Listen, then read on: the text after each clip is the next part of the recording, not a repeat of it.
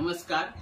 आता मी 2-3 दिवस बरा नव्हता ना, म्हणून घराशीच होतोय आणि व्हिडिओ बघत होतोय. तर व्हिडिओत ना मी अंबानीच्या पोराचं लग्न बघितलंय.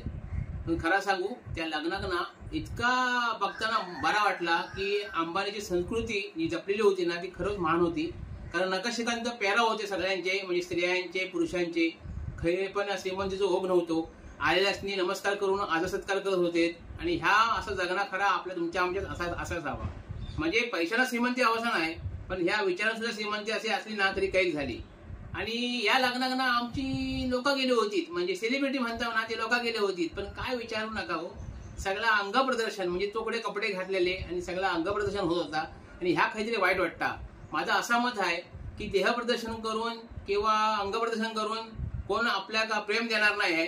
कारण किती पण सुंदर देह असू दे, रूप असू दे, काचेच्या पेटीत ठेवलं ना या सुंदरता सगळी नष्ट होणार आहे, जशा वय वाढत तसा.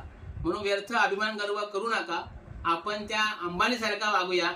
ज्यांना जशी संस्कृती टिकवणार ना तशी आपण सुद्धा आपली संस्कृती टिकवूया आणि आपल्या महाराष्ट्राचा, आपल्या संस्कृतीचं नाव मोठा करूया.